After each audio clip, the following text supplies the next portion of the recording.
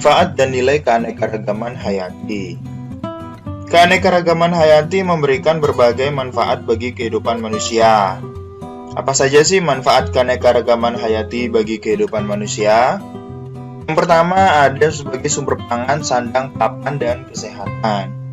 Biasanya, makanan, papan, sandang, dan obat-obatan sangat tergantung pada ketersediaan sumber daya alam, seperti padi sebagai bahan pangan, pohon jati sebagai bahan bangunan, dan mengkudu sebagai obat tradisional. Keanekaragaman hayati yang dapat menghasilkan sesuatu atau produk yang bermanfaat untuk hidup dan menjaga kesehatan manusia dikatakan memiliki nilai biologis. Selanjutnya sebagai sumber plasma nutfah. Di hutan tersimpan berbagai jenis tumbuhan dan hewan yang mempunyai sifat unggul. Oleh karena itu, hutan dikatakan sebagai sumber plasma nutfah atau sumber gen. Mempertahankan keberlanjutan ekosistem. Keanekaragaman hayati merupakan komponen ekosistem yang sangat penting. Misalnya hutan hujan tropis, yang berfungsi sebagai paru-paru bumi dan menjaga kestabilan iklim global. Keanekaragaman hayati yang bermanfaat menjaga keberlanjutan ekosistem dikatakan memiliki nilai ekologis. Selanjutnya sebagai lahan pertanian dan pengembangan ilmu pengetahuan.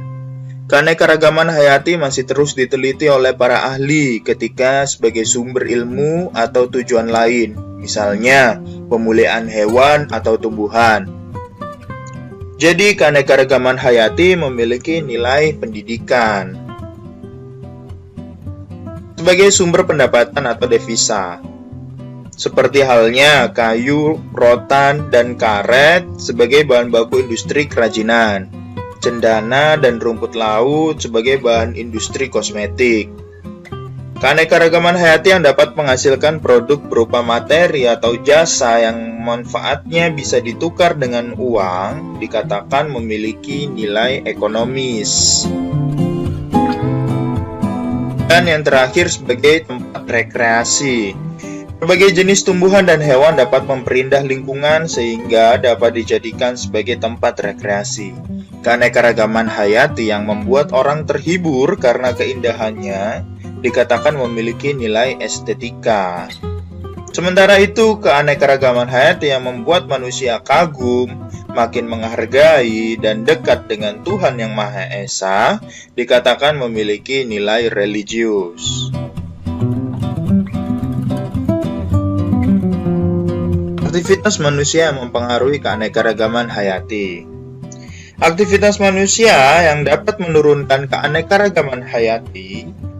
Yang pertama, perusakan habitat.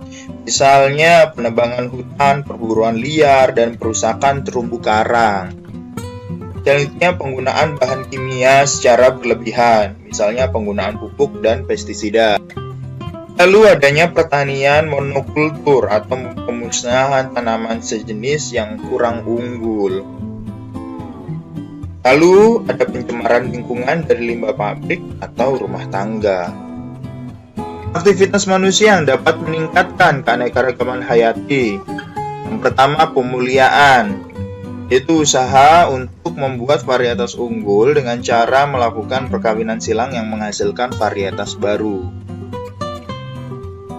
Ada reboisasi, pembuatan taman-taman kota, pelestarian plasma nutfah baik secara in situ atau ex situ. Upaya pelestarian keanekaragaman hayati. Yang pertama, melakukan pelestarian keanekaragaman hayati baik in situ maupun ex situ. Untuk in situ yaitu pelestarian makhluk hidup dalam habitat aslinya, misalnya Taman Nasional Ujung Kulon. Lalu yang ex situ adalah pelestarian makhluk hidup di luar habitat aslinya, tetapi lingkungannya dibuat mirip seperti aslinya. Misalnya penangkaran harimau di kebun binatang. Lalu ada memanfaatkan keanekaragaman hayati dengan menerapkan prinsip-prinsip berikut. Yang pertama, prinsip daya toleransi, yaitu keanekaragaman memiliki batas toleransi sehingga tidak boleh dilanggar. Ada in optimum, yaitu semua kekayaan alam tidak boleh dimanfaatkan sampai optimum, sehingga pemanfaatannya harus di bawah optimum. Lalu ada faktor pengontrol, yaitu kita harus menjaga, mengontrol, dan mengendalikan keseimbangan lingkungan. Lalu ada prinsip ketahan balikan. Artinya kita harus selalu menjaga pelestarian plasma nutfah, karena jika plasma nutfah hilang atau punah, organisme tersebut juga akan punah. Upaya pemerintah Indonesia dalam pelestarian keanekaragaman hayati. Taman Nasional.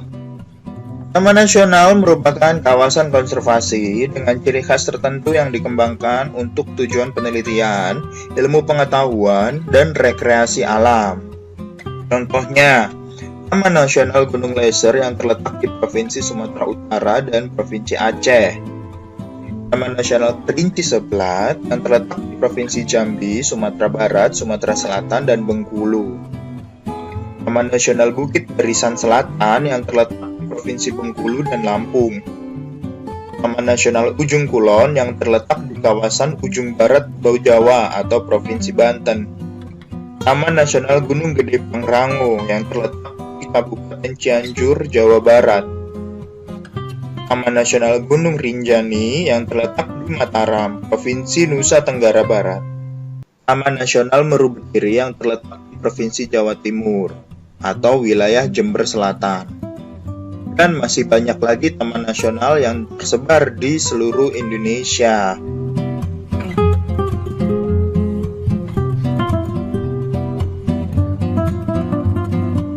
Cagar alam. Cagar alam merupakan kawasan suaka alam yang melindungi dan menjamin perkembangan secara alami terhadap jenis tumbuhan yang khas di tempat tersebut.